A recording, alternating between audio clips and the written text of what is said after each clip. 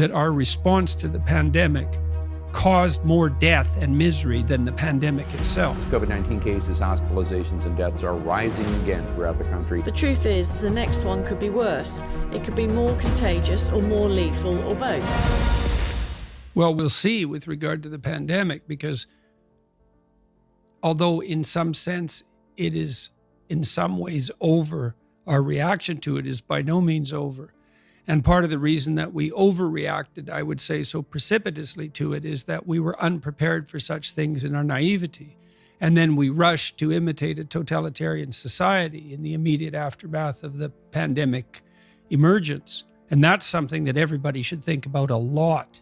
And we're not done with all that totalitarian nonsense yet.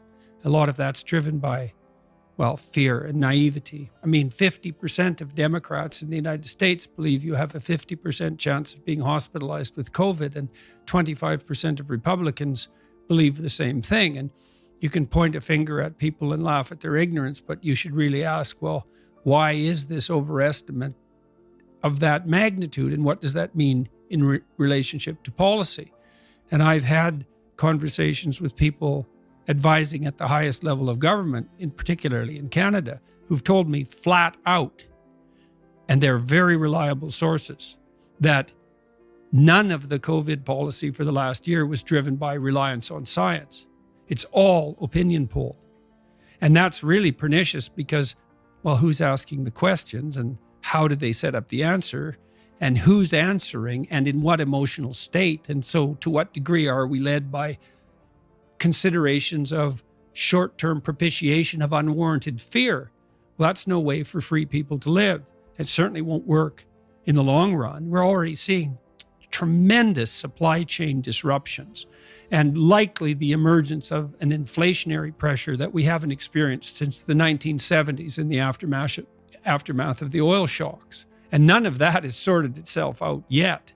I believe that we will conclude that our response to the pandemic caused more death and misery than the pandemic itself. And we have no end game in sight. Another thing I asked the people that I was speaking with is like, well, when is this over? Well, we don't know. Well, what would over look like? Well, we don't really know. And now what you see is this insistence on about a monthly basis that a new and radically different variant has emerged. And this viruses mutate all the time, but this virus particularly mutates, and there are small mutations and medium-sized mutations, numbers, let's say, and also effect, and larger scale mutations. When is that a variant? Well, how about whenever it's convenient for the pharmaceutical companies? You think, well, that's cynical. Is it now? The biggest lawsuits in the history of the American judicial system have been levied against the largest pharmaceutical companies on a regular basis for the last 20 years. And since when has it been a proposition of the political left that pharmaceutical companies necessarily have our best interests in mind? Now, I'm not particularly cynical about pharmaceutical companies. I think they have a hard job, both in terms of research and development and marketing and sales. And they're going to do what they can to market and sell. But that doesn't mean that they are now to be the arbiters of all public policy, because our politicians are too cowardly and incompetent to do anything but devolve their responsibilities to so-called experts, domain experts. Politics is not public health. That's medicine. Politics is the art of analyzing the entire situation and charting a course forward, all things considered. And for politicians to trot out the experts and say, follow the science, just means that they've abdicated their own responsibilities. And I think it's appalling. I mean, I'm not convinced that the evidence that masks work is scientifically credible. It's certainly at least doubtful.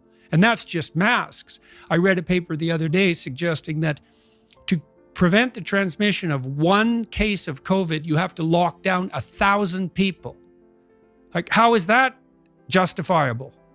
Especially given that the mortality rate of COVID is actually quite low, unless you have a pre-existent health problem, particularly obesity, and although old age also qualifies, as it does for most diseases, but not all. And with regards to, let's say, the issue of child vaccination, it's like children have an unbelievably tiny chance of dying from COVID. I don't think there's any scientific justification for immunizing children under 12. Now, at least it's debatable, and I'm not a domain expert, although I'm a decent scientist and I know how to read the research material. We'll see what we have to learn from these tectonic shifts underneath. And, you might ask yourself, well, was that a tectonic shift in dire physical necessity because the COVID virus was genuinely so dangerous? Or was it an indication tectonically of our absolute inadequacy in the face of even a moderate existential challenge? And maybe it's a little column A and a little column B, I have to ask the question, if we were to make your Jordan Peterson the president of the world and these were your decisions to make, do you know what you would have done differently or in response to this virus emerging in Wuhan? I would say, well, thank you for the offer, but I declined the position. And the reason I would say that is because I think the right solution to the most serious problems is to be found at the level of the individual. So I don't think if I wanted to pursue what I regarded as the ultimate goal, the ultimate goal for me is the encouragement of the individual. And that's not essentially a political enterprise. It's essentially a theological enterprise. And politics has to be subordinate to that. And so I've debated throughout the entire course of my life whether I would adopt a political career. It was my initial ambition when I was very young, 14, I would say. But when push came to shove at every decision point in my life, if I had to choose between working on the encouragement of the individual and pursuing a political career, I always chose the former. And that's happened every time the decision has come up.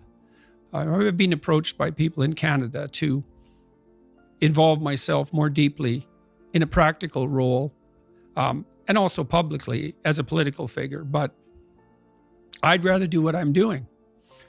I'm in contact with people working politically all the time, both on the people in the middle, people on the right, people on the left. I'm agnostic about that because I know full well that conservatives have something to say and left-leaning liberals have something to say. It's basically predicated to some degree on their temperament. So conservatives tend to be more conscientious. So that's orderly and industrious, dutiful, patriotic, willing to make and keep verbal contracts, reliable, capable of implementation at the level of detail. That's kind of conservative virtues there, but they tend to be lower in creativity, openness to experience. They don't think as divergently, and their conscientiousness tends to constrain their creativity. Whereas the liberal types, they're high in openness to experience. That's the creativity dimension, but they tend to be lower in conscientiousness, particularly orderliness. And so what that means is those with a liberal temperament tend to be creative/entrepreneurs, and those with a conservative temperament tend to be managerial and administrative. That doesn't mean they can't run businesses. Well, you want a conservative person to run your business. You might want a more liberal person to pepper you with off-the-wall ideas, and then if you're going to run an enterprise, business, or a society, there has to be a continual dialogue between people of different temperaments so that we can keep the ship of state, let's say, tracking to an ever-moving destination. That's why free speech is so necessary. It's not another right. It's the right. So because none of us know what's going on in the final analysis, because the future is different than the past, really, we have to talk about what to do all the time. Because even if we made wise decisions in the past, that doesn't mean that we can mindlessly replicate those decisions right now in the present to deal with a changing future. So I want to help encourage people to become the sort of people who can engage in that free dialogue. And I think that's the best way forward, especially as we all become more technologically powerful. It's like, you better be smart enough to use your iPhone. And that's pretty damn smart, let's say wise, because that's no trivial gadget. And if you're not careful with it, it will turn on you. It will build authoritarian presumptions into our artificial intelligence systems, for example. And then look the hell out. So if you're going to have a hydrogen bomb, you better be wise enough to wield it.